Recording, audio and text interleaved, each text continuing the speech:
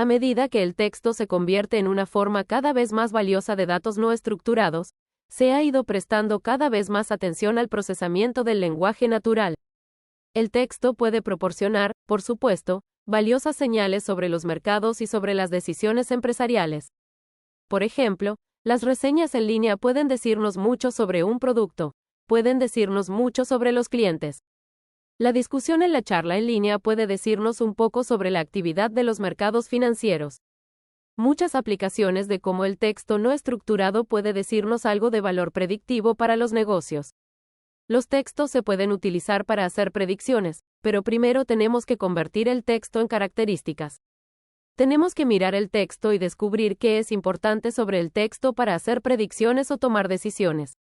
Hay muchos candidatos cuando pensamos en convertir el texto en diferentes características.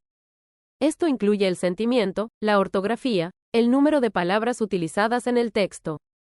¿Cómo lo hacemos? Es que primero tomamos el texto y lo preprocesamos para prepararlo para el análisis.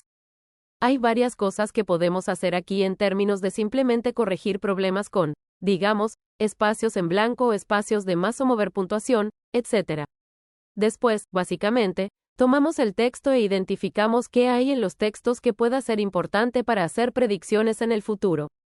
El ejemplo más sencillo de una característica y los textos es simplemente una palabra.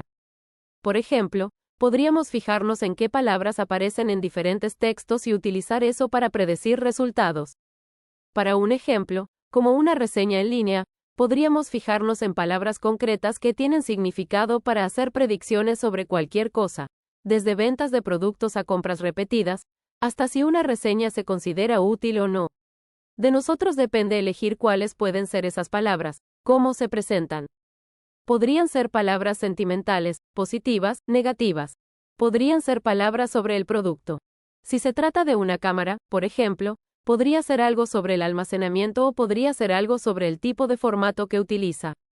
Muchas palabras que podemos activar o identificar y que podemos utilizar para hacer una predicción basada en el lenguaje del texto. En lugar de palabras sueltas, también podemos ramificarnos un poco y utilizar las características más complejas de Moore. Podemos utilizar combinaciones de palabras.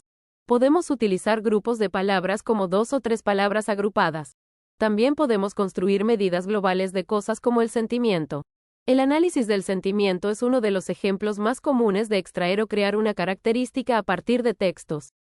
Básicamente se trata de describir si la palabra que alguien utiliza en un fragmento de texto, cualquier cosa, de nuevo, desde una reseña en línea a un tweet, a un post de Facebook. El análisis de sentimiento va a decir algo sobre si el lenguaje utilizado y uno de esos fragmentos de texto significa que alguien se siente más positivo sobre lo que está hablando o más negativo sobre lo que está hablando. Otras formas de mapear el sentimiento de una manera que pueda mapear conjuntos más amplios y emociones, no solo positivas y negativas, quizás miedo, quizás enfado, cosas de esa naturaleza. Tenemos estas características y cogemos el texto y tenemos estas características como el sentimiento, como qué tipos de palabras se utilizaron. También podríamos decir, pensar en la longitud de una reseña en línea como una característica. Podríamos pensar en la ortografía de la calidad de la gramática utilizada en una reseña en línea. Estas características, una vez extraídas de los textos, nos permiten predecir resultados. El sentimiento, por ejemplo, podría predecir el comportamiento de compra. Esa es una de las formas en las que el lenguaje natural se va a utilizar en algoritmos de aprendizaje automático. Tomamos el lenguaje, creamos las características, y luego utilizamos eso para la predicción. El aprendizaje profundo nos da aún más flexibilidad porque puede empezar a combinar el texto, contenido y formas más ricas son formas más significativas de lo que podríamos estar limitados a una mano codificando estas características diferentes. El aprendizaje profundo nos da aún más flexibilidad, pero conceptualmente funciona de forma muy parecida. Algunos ejemplos, hablemos de ejemplos como artículos de noticias o noticias de última hora y movimientos en el precio de las acciones. Lo que podría hacer para pensar en tomar o crear un algoritmo que comience con noticias de última hora y genere información o predicciones sobre el precio de las acciones. Imaginemos que tenemos una base de datos de artículos de noticias o noticias de última hora. Entonces podemos generar características a partir de los artículos de noticias, cosas como sentimientos, cosas como palabras que están apareciendo en las noticias, quizás nombres que están apareciendo en las noticias, nombres de países o líderes políticos. La etiqueta que hay que predecir es quizá el movimiento de las acciones para unas unidades de tiempo determinadas. Para hacerlo más preciso, quizá estemos buscando artículos de noticias para una empresa u organización concreta. Tenemos noticias de última hora. Vamos a pensar en las noticias que cubren esa empresa. Podemos empezar a generar características que indiquen positividad hacia la empresa o quizá algo sobre el lanzamiento de un nuevo producto, innovación o patente. Entonces la etiqueta a predecir es el movimiento de las acciones de esa empresa para una unidad de tiempo determinada. Ahora tenemos estos datos de entrenamiento, tenemos un montón de datos sobre características extraídas del lenguaje, de las noticias que cubren esa empresa. Tenemos las etiquetas de entrenamiento, que es lo que estaban haciendo las acciones para esa empresa cuando saltaba esa noticia. Podemos utilizarlas para entrenar el modelo. El modelo va a aprender entonces cómo el lenguaje utilizado para referirse a esa empresa en las noticias podría estar afectando o prediciendo cómo se mueven los precios de las acciones.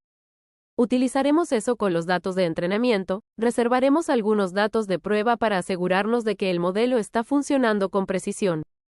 Una vez que hayamos configurado el modelo de forma que funcione bien en el conjunto de datos de prueba, podremos desplegarlo como modelo de predicción utilizando las noticias de última hora para predecir lo que va a ser el precio de las acciones de una empresa.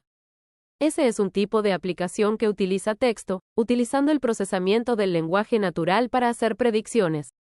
Otra aplicación común para el procesamiento del lenguaje natural en lugar de la predicción es tomar textos o tomar lenguaje y ponerlo en grupos o temas. Este es un ejemplo de lo que se denomina aprendizaje no supervisado. No estamos intentando predecir una etiqueta o una clase o categoría. Básicamente estamos intentando tomar grandes cuerpos de texto y ponerlos en diferentes grupos o temas. El modelado por temas es un término utilizado para referirse a un enfoque que toma documentos y los clasifica por contenido de forma que sean más fáciles de interpretar. Si tuviera una gran base de datos de mensajes de texto o correos electrónicos que trataran sobre diferentes temas, podría pensar en utilizar el modelado de temas para tomar quizás 1 millón de mensajes y clasificarlos en 5 o 10 categorías o temas que luego puedan utilizarse para entender mejor cómo tomar decisiones basadas en esos temas. El modelo de temas básicamente le dirá cómo deben agruparse estos documentos de forma que sea más fácil tomar medidas sobre ellos desde una perspectiva empresarial. Un ejemplo de este enfoque, volviendo a nuestro ejemplo de las noticias, es imaginar que tenemos montones y montones de noticias de última hora en todo tipo de temas, artículos de todas las agencias diferentes. Queremos tomar estos miles y miles de artículos de noticias que están llegando cada día y clasificarlos en áreas como negocios, tecnología, ciencia o entretenimiento. Ese tipo de clasificación evidentemente facilita mucho a los consumidores la navegación y la búsqueda de temas o artículos que les interesan. Este es un ejemplo de modelado de temas o aprendizaje no supervisado. Tomando grandes cantidades de datos no estructurados y utilizando el procesamiento del lenguaje natural para poner estos datos no estructurados en un número menor de temas sobre los que podamos actuar de una forma más conveniente desde la perspectiva de un consumidor o desde la perspectiva de una decisión empresarial. Una de las áreas más interesantes del aprendizaje automático son los modelos generativos. Los modelos generativos son cada vez más importantes y se utilizan cada vez más. En su mayoría, hemos estado hablando de modelos que, básicamente, discriminan entre dos categorías. Marcan algo como verdadero o falso, o 1 o 0. Se llama modelo discriminativo. Un modelo generativo hace algo ligeramente diferente. En lugar de clasificar los datos en dos categorías, un modelo generativo se preguntaba cuáles eran los procesos subyacentes que podrían haber generado el tipo de datos que vemos en la muestra. En la práctica, esto significa que los modelos generativos pueden crear nuevas instancias de los datos una vez que aprenden y, una vez que comprenden el proceso que puede generar los datos que estamos observando, pueden empezar a utilizarlos para crear nuevas instancias de los datos. Y lo que resulta realmente interesante es que empieza a difuminar un poco las líneas entre el aprendizaje automático y lo que consideramos áreas tradicionales de la creatividad humana. Por lo tanto, ha habido muchos ejemplos de modelos generativos aplicados a áreas como el arte y la música. Por ejemplo, se han utilizado modelos generativos para generar nuevas canciones que pertenecen a estilos particulares como el country o el jazz. Y estos modelos generativos produjeron la instrumentación, las letras e incluso las voces que podían emular. Hay modelos generativos que se utilizan para producir nuevos estilos de arte, y también modelos generativos que se pueden utilizar para producir arte y estilos que imiten los de los maestros tradicionales. Van Gogh, por ejemplo, puedes usar el modelo generativo básicamente para crear arte al estilo de Van Gogh. El modelo generativo más famoso quizás sean las aplicaciones de texto, en particular el GPT-3 GPT-2, que recibió mucha atención. Estos tipos de modelos generativos pueden generar texto de una manera que podría haber sido escrita por ejemplo, un ensayo de un estudiante o un periodista. Por lo tanto, con un modelo generativo como el GPT-3 puedes darle un punto de partida, puedes darle unas cuantas oraciones y básicamente generará texto siguiendo esas líneas para rellenar varios párrafos que parecen haber sido escritos por un humano. Y muchos ejemplos y aplicaciones de la GPT-3, por lo que, si bien los medios de comunicación y la prensa han cubierto sin duda muchas de las interesantes demostraciones de la GPT-3, sin duda se puede pensar en las aplicaciones empresariales y muchas de ellas ya se han realizado. Hay varias empresas en estos días que están intentando desarrollar productos en torno a este tipo de tecnología. Pero también podrías pensar en utilizar tecnologías como esta, crear correos electrónicos completos o facilitar la respuesta a los correos electrónicos con solo unas pocas viñetas, por ejemplo, muchas aplicaciones de tecnologías de la tecnología que pueden generar texto nuevo solo desde el punto de partida.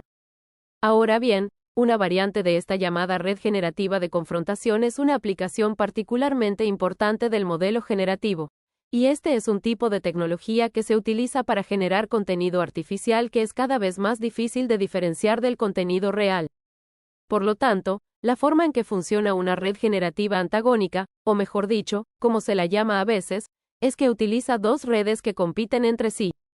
Utiliza una red generativa que crea contenido nuevo y, luego, usa otra red que básicamente se usa simplemente para saber si el resultado de la primera red es real o falso. Así, un generador publica constantemente nuevo contenido artificial, y el discriminador mira el contenido que se publica y dice que es real o falso. Con el tiempo, ese generador aprenderá lo que debe hacer para crear contenido que al discriminador le resulte cada vez más difícil identificar como contenido falso. Y a través de ese proceso, el generador desarrolla más y más contenido que es difícil de distinguir en términos de autenticidad. Y la cantidad de ejemplos de Van Gogh se ha utilizado para mejorar rápidamente nuestra capacidad de generar contenido artificial mediante algoritmos. Por ejemplo, las GAN se han utilizado para generar rostros artificiales a gran escala, de forma que a una máquina o a un humano les resulta muy difícil ver la imagen y decir si se trata de una imagen de una persona, de un rostro humano o de cualquier otra cosa. Hay muchas aplicaciones en torno a esto, y también hay mucha controversia en torno a este tipo de aplicaciones.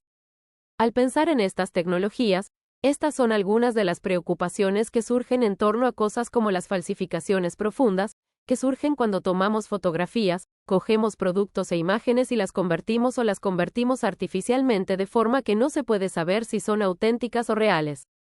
Aquí es donde surge gran parte de la controversia en torno a su uso. Otra tecnología relacionada con algunas de estas generaciones es la variación de los codificadores automáticos OV, que tienen un papel ligeramente diferente en su objetivo. Así que los propios codificadores toman los datos y los reducen a una representación más simple. Un autocodificador puede tomar los datos y resumirlos en una representación más simple, que luego puede usarse para recrearse a sí mismo. Así, un autocodificador, por ejemplo, una imagen o una canción, lo reduce a una representación más simple de sí mismo que luego puede usarse para recrearse a sí mismo. Ahora bien, una variante del autocodificador es particularmente interesante porque se puede usar para variar ligeramente algunos atributos o aspectos de la imagen de formas que nos interesen. Así, podemos tomar una imagen, resumirla en sus partes, tal vez modificarla de alguna manera, podemos cambiar el color del cabello, por ejemplo, y luego volver a crear la imagen. Esto va a permitir algo que se llama control. Las generaciones no solo generaban contenido artificial, sino que generamos contenido artificial de una manera que nos permite empezar a controlar en qué se diferencia o cómo se modifica. Y esto introduce muchos casos de uso nuevos y novedosos que tienen implicaciones para la adopción de estas tecnologías. Por ejemplo, podemos usar rostros para modificarlos de formas específicas que podrían ser útiles a la hora de modelar cosas, o implicar mostrar cómo se ven diferentes tipos de gafas en un rostro, etc. Por lo tanto, estas tecnologías son muy prometedoras para este tipo de casos de uso, muchas aplicaciones para la generación controlada de contenido para tomar fotografías, para cambiar los atributos, en particular los atributos de esas imágenes, de formas que podrían ser más o menos útiles para el caso de uso. Hablemos un poco sobre AutoML. AutoML es la abreviatura de aprendizaje automático de máquinas y el objetivo de AutoML es automatizar tantos aspectos del proceso de aprendizaje automático como sea posible. Pensamos en el aprendizaje automático, hay una fase de adquisición de datos, hay que preparar los datos, luego hay ingeniería de características, extracción de características, selección de características, todas estas etapas. Antes de entrar en el modelo, hay que elegir un modelo, hay que pensar en afinar los parámetros, etc. Hay un montón de etapas implicadas cuando pensamos en construir un modelo de aprendizaje automático y la idea detrás de AutoML es automatizar tantas de estas partes como sea posible. Y el objetivo comercializado en cierto sentido, por las empresas que están empezando a ofrecer soluciones AutoML, es hacer que el aprendizaje automático sea experto en cierto sentido. O hacer que el aprendizaje automático esté más al alcance de cualquiera, independientemente de si tiene o no la experiencia, cualquier experiencia en aprendizaje automático. Así que, por ejemplo, mirando aquí a la solución AutoML en la nube de Google, así que, como puede ver aquí en su primera línea, justo en la parte superior allí, diciendo que usted puede entrenar modelos de aprendizaje automático personalizados de alta calidad con un esfuerzo mínimo. Y la experiencia en aprendizaje automático y lo que estos modelos AutoML están haciendo esencialmente es sustituir en enormes cantidades de computación para que usted no tenga que preocuparse tanto por algunas de las elecciones particulares que está haciendo en el flujo de trabajo de aprendizaje automático. Así que AutoML le va a permitir entrenar algunos de estos modelos de alta calidad y le va a quitar algunas de sus opciones. No tiene que preocuparse tanto por algunas de las opciones si hay diferentes aplicaciones de AutoML. Y esta oferta de Google al menos y de nuevo, en un número de diferentes empresas tienen soluciones relacionadas con AutoML. Utilizan diferentes nombres, a veces Google utiliza el nombre AutoML, pero todos son muy similares y están tratando de automatizar tantas partes de este proceso como sea posible por lo que se puede ver aquí. Tienen aplicaciones para la visión, tienen aplicaciones para el lenguaje natural y haremos un ejemplo de eso usando un lenguaje natural, interfaz, traducción y demás. Pero todos estos van a tomar algunos de esos datos no estructurados y le permitirán usarlos para hacer predicciones. Hagamos un ejemplo de trabajo con AutoML solo para hacernos una idea de cómo es el flujo de trabajo. Y cuántos de los pasos están automatizados. Así que hagamos un ejemplo en el que estamos utilizando un algoritmo de aprendizaje automático para identificar mensajes de texto spam. Entonces, mensajes de texto de correo electrónico, una gran cantidad de spam que llega a través del sistema y una aplicación importante de los algoritmos en estos días es tirarlos automáticamente en un cubo de spam. Así que digamos que tenemos un archivo de mensajes de texto y queremos construir un algoritmo para identificar cuáles son spam, cuáles no. Así que lo primero que necesitamos es un conjunto de datos de entrenamiento. Así que necesitamos un conjunto de datos con un montón de mensajes de texto y luego si van a llamarlo o no, esencialmente identificarlos como si son spam o no. Así que necesita los datos. Pero una vez que tiene los datos, la idea detrás de AutoML es hacer que el resto del proceso sea lo más fácil posible. Así que mirando aquí con algo como la plataforma AutoML o una solución, usted por supuesto tiene que importar sus datos. Así que aquí le está pidiendo que importe los datos. Tengo estos datos disponibles, que van a ser los mensajes de texto de spam y sus etiquetas. Déjeme echarle un vistazo rápido aquí. Así que esto me está mostrando los mensajes de texto de spam y sus etiquetas. Así que aquí a la izquierda tengo una serie de mensajes de texto. Y están marcados en cuanto a si son spam o jamón, que básicamente significa si son spam o no.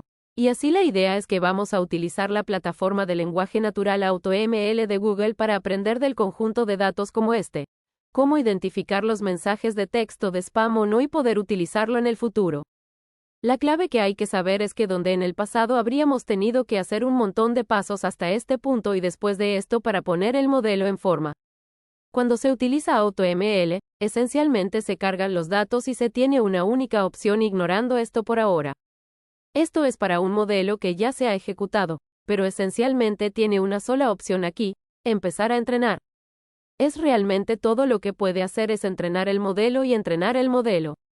Lo que sucede es que se va a la nube de Google y utiliza una gran cantidad de computación para figurar el mejor modelo a utilizar para hacer este tipo de predicciones. Simplemente lo dejas solo, empiezas a entrenar. No tienes nada más, ninguna otra opción que hacer que empezar a ejecutar el sistema. Lo que ocurre entonces es que va a la nube de Google y en unas horas puede que obtenga una respuesta. Se parece a esto.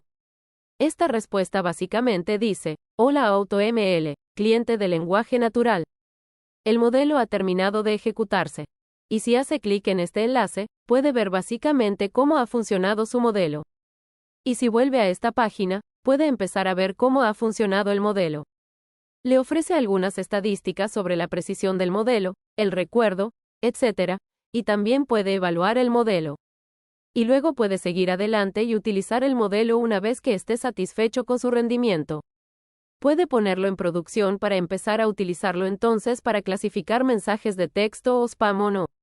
Realmente, lo que hay que saber es que con una solución como esta se le están quitando casi todas las opciones en cierto sentido y no tiene que tomar demasiadas decisiones. De nuevo, el objetivo declarado de algo como AutoML es hacer que el aprendizaje automático esté al alcance de personas que no tienen ninguna experiencia. Realmente, una vez que tienes los datos, todo lo que haces es empezar el entrenamiento. Esperas y vuelve más tarde con un mensaje diciendo que se ha completado. Por supuesto, la otra cara de esto es que como estamos usando los servidores de Google, va a volver con la factura también.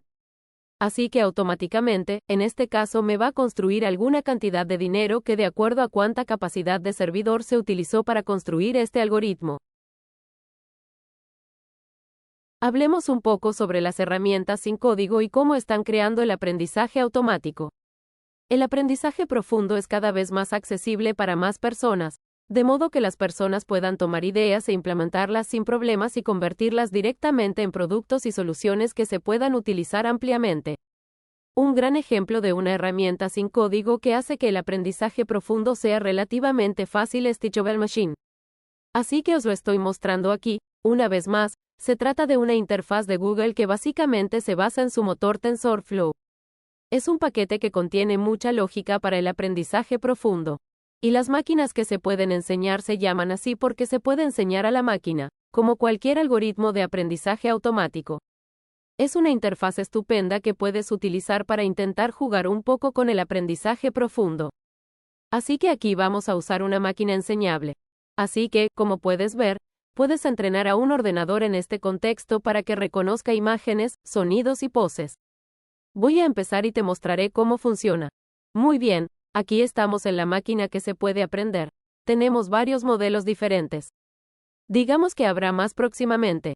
Pero aquí tenemos algunas opciones para realizar diferentes tipos de aprendizaje profundo basados en imágenes y clasificar a los magos. Si quieres clasificar el audio, clasifica las poses. Por ejemplo, si quieres enseñarle a reconocer las poses. Empezaremos con las imágenes, probaremos si el proyecto de imagen. Voy a hacer clic en él. Bien, aquí tenemos una interfaz en la que básicamente podemos entrenar a la máquina, el modelo para que clasifique y reconozca diferentes tipos de imágenes. Puede haber varias categorías diferentes de imágenes. Lo voy a hacer aquí y empezaré con un ejemplo sencillo que consiste en enseñarle a reconocer gatos frente a perros. Así que, como ya hemos mencionado con el aprendizaje automático, lo que se necesita como punto de partida es un conjunto de datos y ese conjunto de datos debe tener muchos ejemplos. Así que vamos a tener muchos ejemplos, en este caso de imágenes, y esas imágenes de mascotas y esas mascotas se clasificarán como de un gato o un perro.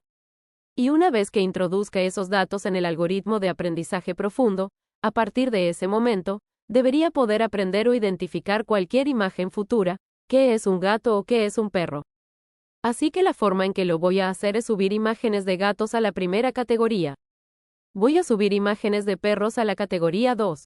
Y eso es básicamente decir implícitamente que aquí tienes un montón de imágenes de perros y gatos para empezar como conjunto de datos de entrenamiento. Voy a subir esto. Así que voy a poner a mis perros en la primera categoría y voy a subir aquí algunas de ellas. Muy bien, ahora que estas fotos de perros están subidas a una máquina de enseñanza, voy a hacer lo mismo aquí con los gatos. Y cuanto más pueda hacer, mejor será el rendimiento del modelo. Voy a empezar con un uso relativamente reducido, con un número relativamente pequeño de imágenes aquí, solo por ejemplo. Pero, en general, para un motor como este, cuantas más imágenes y más ejemplos pueda proporcionarle, mejor y mejor será su rendimiento. Así que ahora básicamente le he dado al profesor con la máquina ejemplos de dos tipos de imágenes, perros y gatos. Voy a entrenar al modelo y voy a hacer clic en él solo para mostrarles lo que está pasando allí. Una variedad de cosas. Se llaman hiperparámetros y no necesitas hacer nada más que mostrarte lo que hay debajo del capó, por así decirlo. Pero estos son solo hiperparámetros que se pueden ajustar para que el modelo funcione de diferentes maneras. Cuando entrene el modelo ahora, empezará a preparar los datos de entrenamiento y a ejecutar el modelo.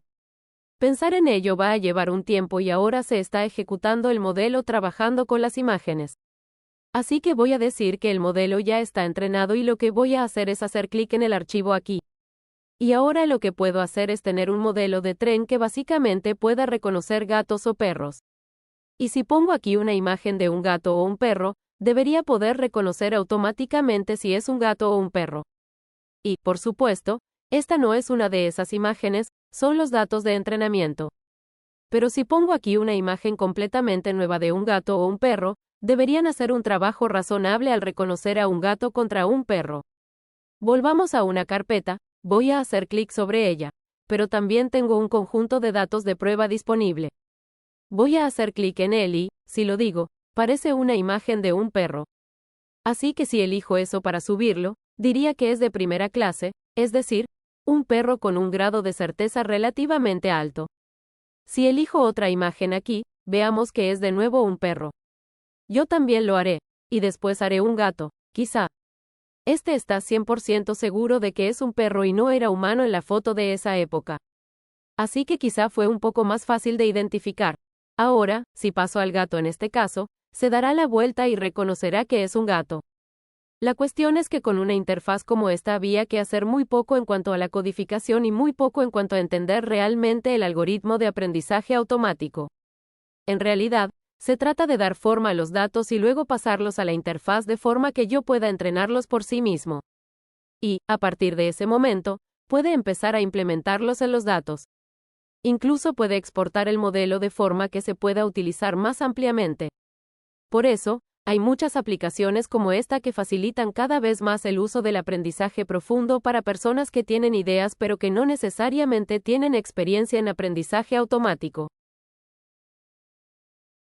A medida que más y más personas utilizan el aprendizaje automático, a medida que más y más empresas utilizan el aprendizaje automático, aumenta el número de herramientas que ayudan a comprender un poco mejor. Enseñe cómo funciona el aprendizaje automático y cuáles son las diferentes opciones que puede tomar. ¿Cuáles son las compensaciones? Este es un ejemplo de uno que se llama TensorFlow Playground. Así que TensorFlow, una vez más, es el paquete de Google, que contiene mucha lógica de aprendizaje profundo y también hay otras opciones. Sin embargo, Google ha sido líder en cuanto a la disponibilidad de algunas de estas herramientas. Por supuesto, tienen interés en hacer que sea lo más fácil o transparente posible para que las personas usen su software y entiendan cómo encajan las diferentes piezas y elementos. Así que esto es TensorFlow Playground. Esta es una de las muchas herramientas disponibles en línea para entender cómo funcionan los diferentes tipos de aprendizaje profundo o aprendizaje automático, aprendizaje profundo. Por lo tanto, TensorFlow Playground básicamente solo destaca o ilustra cuáles son las diferentes opciones que tiene con las redes de aprendizaje profundo. Y cuando hablamos del aprendizaje profundo, hablamos de cómo introducir datos en la red. Existe una red neuronal que aprende a predecir. No se necesita mucha experiencia en el campo, pero hay una serie de hiperparámetros que aún deben ajustarse para que la red funcione de manera eficiente. Los ingenieros de aprendizaje automático tienen que entender cuál es la mejor manera de ajustar estos parámetros para que la predicción sea lo más precisa posible. Se trata simplemente de una interfaz que, en cierto modo, te permite jugar con algunos de esos parámetros para hacerte una idea de lo que hacen y de cómo encajan las redes neuronales. Así que hablamos de que las redes neuronales están compuestas o de que las redes de aprendizaje profundo están compuestas por una serie de capas ocultas. Aquí puedes ajustar, aumentar o disminuir el número de capas. Será un motor de aprendizaje profundo que toma una cantidad de puntos y los clasifica o, básicamente, traza un límite que sirve como clasificador. Así que una forma de pensar en el aprendizaje automático o el aprendizaje profundo, si tienes un conjunto de puntos, es pensar en trazar un límite entre ellos. La idea es, teniendo en cuenta este tipo de puntos, ¿cuál es el mejor lugar para trazar un límite de forma que, si dijera que todo lo que está en un lado del límite es de categoría A y todo lo que está en el otro lado es de categoría B, seguiría siendo lo más preciso posible? ¿Cuál es la mejor manera de trazar ese límite? Así pues, esto le permitirá empezar con una serie de distribuciones de puntos diferentes y empezar a observar el rendimiento de la red en función de distintos supuestos y ajustes de parámetros. Por lo tanto, en este caso, siempre puede ejecutar la red aquí y cambiar estos parámetros. Así que si ejecuto la red aquí, trazará una línea y dividirá estos puntos. Este es un conjunto de datos de entrenamiento que te estoy mostrando aquí. Así que lo que vas a aprender a hacer es dividirlo en algún punto de la diagonal y decir que todo lo que esté en la parte superior derecha de la diagonal será de la categoría a la que corresponda el azul. En la parte inferior izquierda aparecerá la categoría a la que corresponde el color naranja. Y la idea es que cada vez que consiga un punto que aparezca en este espacio de la parte superior derecha, en el futuro, se clasifique en azul o en la categoría que sea. Y aquí pasa lo mismo con el naranja. Así que si ejecuto esto, probablemente se cree una línea en algún lugar de la diagonal. Así que está pensando en ello. Y lo principal que hay que saber es que, básicamente, se trata de mostrar o ilustrar cómo piensa el motor de aprendizaje profundo.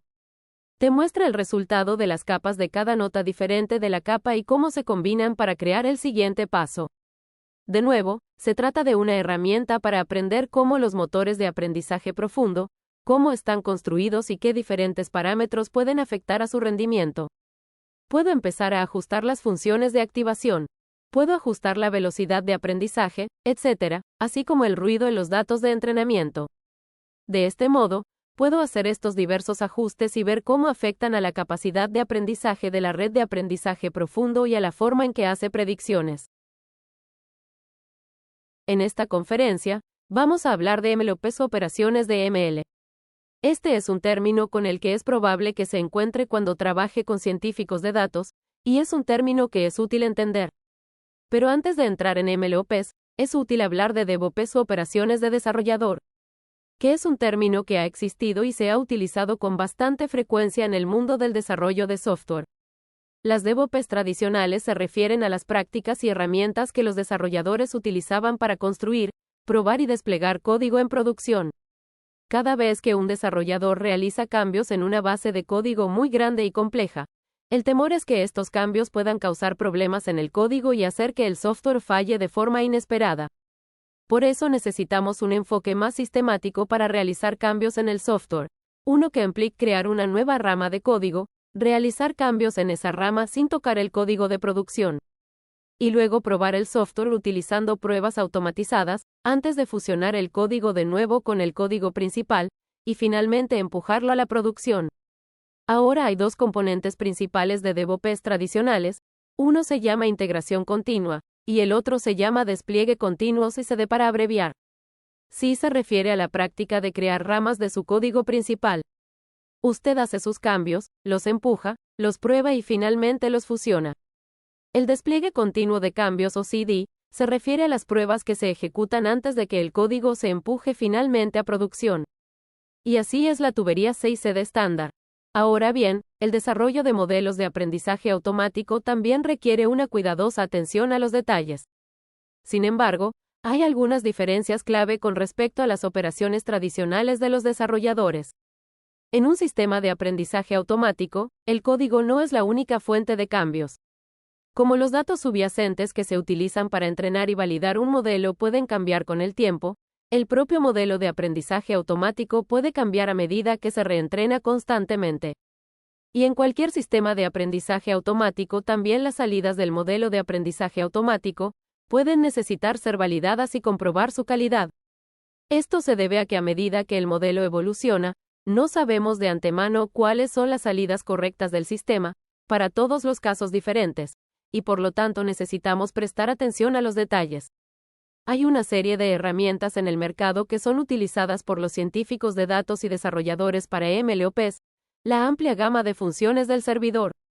Incluyen herramientas para gestionar la infraestructura de hardware para el aprendizaje automático típicamente. El aprendizaje automático requiere cierto hardware personalizado, como diferentes tipos de procesadores conocidos como GPU, para realizar el aprendizaje automático. Hay herramientas para gestionar ese tipo de infraestructura, hay herramientas para la gestión de datos, hay herramientas para gestionar los propios modelos, herramientas para desplegar estos modelos en producciones y herramientas para monitorizar el comportamiento de los modelos de IA. Me refiero a supervisar las salidas de los modelos de IA y asegurarnos de que las salidas son coherentes con lo que cabría esperar. Ahora hay una serie de herramientas por ahí. Para ejemplo, Amazon tiene una herramienta llamada SageMaker, que se encarga de una serie de estas funciones de MLOps que he mencionado. Herramientas como Paperspace y algunas otras que existen también, y también hay herramientas especializadas. Por ejemplo, Pachyderm es una herramienta especializada en gestión de datos y gestión de modelos.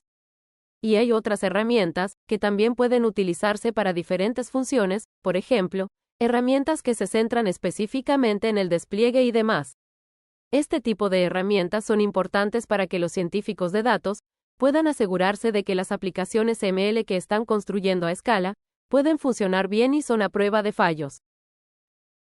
En esta conferencia, hablaremos sobre el papel de los datos en la creación de sistemas de aprendizaje automático y los desafíos asociados con la creación de ellas sin tener acceso a conjuntos de datos muy grandes. De hecho, hace muchos años hablé con un caballero del sector de los servicios financieros y me habló de las enormes cantidades de dinero que este sector pierde a causa del fraude con tarjetas de crédito. Empecé a imaginarme cómo un sistema de aprendizaje automático podría detectar o predecir mejor las transacciones fraudulentas y ayudar a prevenir esas enormes pérdidas para los bancos. Consideré brevemente la idea de crear una empresa emergente que creara este tipo de sistemas. Pero, por supuesto, para construir esos sistemas, se necesitan datos de entrenamiento. Al hablar con los bancos, se hizo evidente que se trataba de importantes datos privados que los bancos no estaban dispuestos a compartir. Esto puso de relieve el problema de tener una idea para un sistema que pudiera resolver problemas empresariales importantes, pero no disponer de los datos necesarios para construir esos sistemas. Este es un problema común en el aprendizaje automático.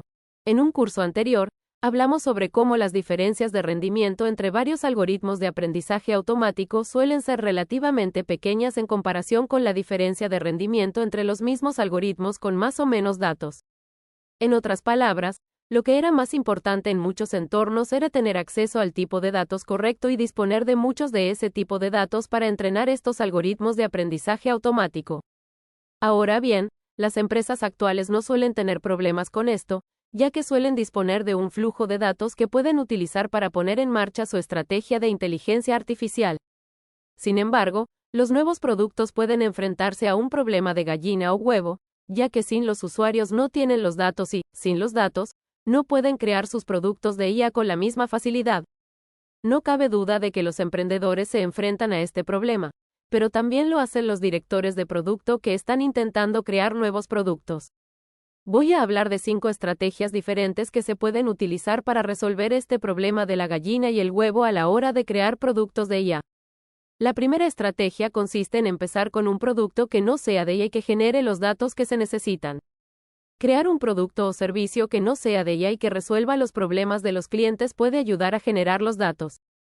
Luego, esos datos se pueden usar para entrenar un sistema de IA que mejore el producto o servicio existente o ayude a crear un servicio completamente nuevo, pero relacionado. Por ejemplo, echemos un vistazo a Facebook. Hoy en día, Facebook utiliza mucho la IA, pero Facebook no comenzó a usar la IA porque no tenía los datos para hacerlo.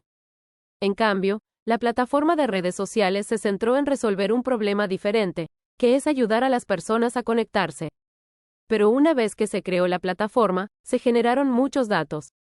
Luego, estos datos se utilizaron para entrenar sistemas de inteligencia artificial que ayudan a predecir qué tipo de información quieren consumir las personas, lo que a su vez ayudó a personalizar el servicio de noticias en Facebook y también permitió hacer publicidad segmentada. Del mismo modo, echemos un vistazo a la empresa de tecnología de seguros Lemonade. Lemonade es un producto de seguro fácil de usar. Ahora bien, Lemonade no comenzó por tener los datos para construir los sistemas de IA. En su lugar, crearon un producto que era muy fácil de usar para los consumidores. Una vez que tenían suficientes consumidores, ahora disponían de los datos que podían utilizarse para crear los sistemas de IA. Con el tiempo, utilizan la IA para crear cotizaciones de seguros, y la utilizan para procesar las reclamaciones de forma automatizada y detectar el fraude de seguros de forma automatizada. Según la empresa, en la actualidad, la IA gestiona realmente la primera notificación de pérdida del 96% de las reclamaciones. Del mismo modo, la resolución de varias reclamaciones de seguros se tramita sin intervención humana mediante sistemas de inteligencia artificial. Este es un ejemplo interesante en el que, aunque la visión siempre fue crear una empresa que utilizara la IA y reimaginar el aspecto de los seguros, comenzaron con un producto sencillo que no utilizaba la IA. Pero poco a poco fueron incorporando nuevas capacidades de IA una vez que tuvieron suficientes usuarios y, como resultado, rompieron el círculo vicioso de la IA. Otra estrategia que se puede utilizar es asociarse con organizaciones que tengan los datos que necesita. Por ejemplo, es posible que pueda asociarse con empresas que tengan los datos, pero que carezcan de experiencia en IA. Esto resulta especialmente útil si resulta difícil crear un producto que genere el tipo de datos que necesita. Por ejemplo, supongamos que necesita datos médicos de pacientes y es difícil obtener ese tipo de datos y es difícil entrar en el círculo vicioso de la IA. En esos casos, resulta útil asociarse con empresas. Por ejemplo, recientemente Google y Stanford Medicine se han asociado para recopilar datos de pacientes del hospital de Stanford y combinarlos con la nube de Google y sus capacidades de inteligencia artificial para resolver cuestiones importantes en los entornos de atención médica. Por ejemplo, una de las cosas que están haciendo es analizar los datos de las alarmas, básicamente las alarmas que se producen en entornos hospitalarios, y poder distinguir entre las falsas alarmas y las reales que requieren atención. Esto puede resultar muy valioso en entornos con pacientes hospitalizados, donde es necesario monitorizar a los pacientes, etc. Ahora bien, un inconveniente de este enfoque es que los socios potenciales podrían preferir trabajar con grandes empresas tecnológicas establecidas, como Google, en lugar de con empresas más pequeñas. Aquí es donde es importante identificar al socio adecuado y también pensar de forma creativa. Por ejemplo, es posible que puedas obtener datos de una empresa familiar y aprovecharlos para crear nuevos productos y servicios de IA. Una tercera estrategia consiste en recopilar de forma colectiva los datos etiquetados que necesitas. Ahora bien, hay muchos entornos en los que los datos están disponibles, pero no están bien etiquetados. Por ejemplo, es posible que haya un enorme conjunto de datos de imágenes, pero es posible que estas imágenes no estén etiquetadas y que no sepamos qué contiene esa imagen. Aquí podemos usar plataformas de colaboración colectiva como Amazon Mechanical Turk o Scale. Hay para obtener los datos etiquetados que necesitamos. Por ejemplo, pensemos en el uso de capturas por parte de Google. Aquí es donde miramos las imágenes y etiquetamos lo que contienen para poder acceder a un sitio web, por ejemplo, o para comprobar que en realidad somos humanos que estamos intentando acceder a un sitio web. Esto tiene un importante propósito de seguridad, pero al mismo tiempo, Google puede usarlo para recopilar simultáneamente una gran cantidad de imágenes que luego se pueden usar para otras tareas de aprendizaje automático. Como gerente de producto, también es útil preguntarse cómo creamos flujos de trabajo que permitan a los clientes ayudar a etiquetar los nuevos datos durante el uso del producto, de modo que no sean una distracción para el usuario, sino que realmente puedan ser útiles a la hora de crear los datos etiquetados que necesitamos. Por ejemplo, consideremos un producto de ciberseguridad que genera alertas y tiene un flujo de trabajo en el que un ingeniero de operaciones podría resolver esas alertas etiquetando qué alertas son reales y cuáles son realmente una falsa alarma. Al diseñar un flujo de trabajo de este tipo, obtenemos automáticamente los datos etiquetados, lo que nos permite crear un producto de aprendizaje automático que pueda resolver automáticamente este tipo de alertas. Del mismo modo, pensemos en los servicios de recomendación musical, como Pandora y otros, en los que los usuarios pueden dar su opinión sobre recomendaciones con el visto bueno hacia arriba o el pulgar hacia abajo. De nuevo, esto permite al sistema obtener los datos etiquetados, lo que a su vez permite que los algoritmos de aprendizaje automático mejoren con el tiempo. Otra estrategia disponible es hacer uso de los datos disponibles públicamente. En la actualidad, hay muchas fuentes de datos disponibles en línea y, en los últimos años, también están surgiendo varios mercados de datos. Si bien los productos basados en datos de acceso público pueden ser menos defendibles, la defensibilidad puede lograrse mediante otras innovaciones de productos. No solo hay muchos conjuntos de datos disponibles públicamente, sino que también hay algoritmos de aprendizaje automático previamente entrenados que pueden descargarse y luego personalizarse mediante enfoques de aprendizaje automático como el aprendizaje por transferencia. En resumen, antes de llegar a la conclusión de que el conjunto de datos que necesitamos podría no estar disponible, deberíamos buscar muchos conjuntos de datos de acceso público, así como modelos de aprendizaje automático de acceso público, y ver cómo podemos construir nuestros sistemas de IA sobre la base de los conjuntos de datos y modelos de aprendizaje automático disponibles.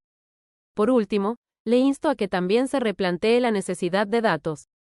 Si bien la mayor parte de la IA práctica actual se basa en el aprendizaje automático y, en particular, en el aprendizaje automático supervisado, que requiere grandes conjuntos de datos de entrenamiento, existen muchos otros enfoques para desarrollar la IA sin grandes conjuntos de datos.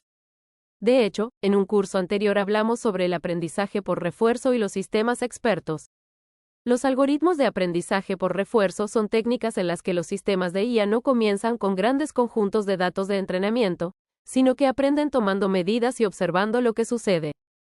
De hecho, Google creó una IA llamada AlphaGo para jugar al juego de estrategia Go. Ese sistema fue capaz de derrotar a los campeones mundiales de Go. Más tarde, Google creó AlphaZero, que era un sistema de IA sin datos de entrenamiento. Esto se basó en el aprendizaje por refuerzo, un sistema que básicamente utilizaba la experimentación para aprender estrategias de IA buenas y poderosas. Otro enfoque disponible es crear sistemas expertos.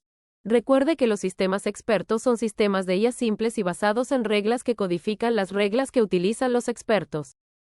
Por ejemplo, si quisiera crear un sistema experto para diagnosticar enfermedades, entrevistaría a un gran número de expertos, médicos, y les preguntaría sobre las reglas que utilizan para diagnosticar enfermedades, y crearía un sistema de IA que codifique estas reglas. Es poco probable que un sistema experto de este tipo funcione tan bien como un sistema de aprendizaje automático supervisado basado en conjuntos de datos de formación muy grandes y masivos, pero este sistema podría ser lo suficientemente bueno para empezar. Una vez que hayas empezado y tengas suficientes usuarios iniciales, podrás crear sistemas de IA más complejos a partir de los datos de entrenamiento. En resumen, los datos son una parte muy importante de los sistemas de IA modernos y, en particular, de los sistemas de aprendizaje automático supervisado. Cualquier estrategia en torno a la IA debe incluir una estrategia sólida y cuidadosamente desarrollada en torno a la gestión, la recopilación y el etiquetado de los datos. Sin embargo, cuando el acceso a los datos es un obstáculo, eso no debería impedir que una empresa se embarque en ambiciosos proyectos de IA. Se puede ser creativo utilizando algunas de las estrategias que acabamos de analizar. Pregunta 1. ¿Cuál de los siguientes es un ejemplo de preprocesamiento de datos para hacerlos aptos para su introducción en un algoritmo de aprendizaje profundo?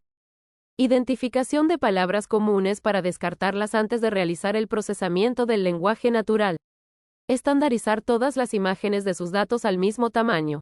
Todas las opciones son ejemplos de preprocesamiento de datos. Voltear imágenes para que todas tengan la misma orientación. Pregunta 2. ¿Cuál de los siguientes términos describe el proceso de ajuste de una red neuronal basado en el error de una ronda de entrenamiento anterior? Propagación retrospectiva, validación cruzada, selección de características, sobreajuste. Pregunta 3. ¿Para cuál de los siguientes contextos podría ser el aprendizaje profundo una solución preferible a las técnicas de aprendizaje automático más sencillas? Cuando la experiencia en el dominio es limitada, pero los datos y la computación son abundantes. Cuando el cálculo es limitado, pero los datos son abundantes. Cuando la necesidad de explicar las recomendaciones a los usuarios finales es limitada, pero los datos y el cálculo son abundantes. Cuando la necesidad de precisión predictiva es limitada, pero los datos y el cálculo son abundantes. Pregunta 4. En un contexto de aprendizaje automático, ¿qué es un hiperparámetro? Un valor que establecen los ingenieros de aprendizaje automático que controlan cómo aprende un algoritmo de aprendizaje profundo. Ninguna opción es correcta. Ajustes que afectan a cómo se preprocesan los datos antes de introducirlos en una red neuronal. Una medida de la calidad de predicción de un algoritmo de aprendizaje profundo. Pregunta 5. ¿Cuál de los siguientes no es un hiperparámetro que podría establecer un ingeniero de aprendizaje automático? Tasa de aprendizaje, convolución, función de activación, época. Pregunta 6. ¿Cuál de las siguientes no es una desventaja de utilizar el aprendizaje profundo, en relación con técnicas de aprendizaje automático más sencillas? El aprendizaje profundo puede ser más tendencioso que los métodos de aprendizaje automático más sencillos. El aprendizaje profundo limita la comprensión que se puede tener de por qué se hace una recomendación. El aprendizaje profundo requiere más potencia de cálculo y almacenamiento de datos. El aprendizaje profundo suele requerir muchos más datos. Pregunta 7. ¿Cuál de las siguientes opciones sería la más adecuada si el objetivo es agrupar documentos de texto en función de su similitud? Redes neuronales convolucionales, modelado de temas, aprendizaje por refuerzo, IA explicable. Pregunta 8. ¿A qué se refiere GPT-3? Un sistema que puede utilizar el aprendizaje profundo para producir contenidos de texto similares a los humanos. Una versión de código abierto y explicable del marco de visualización abierta de Uber. La tercera versión de la arquitectura de aprendizaje profundo de Google. Un algoritmo que codifica y descodifica las características clave de los datos no estructurados.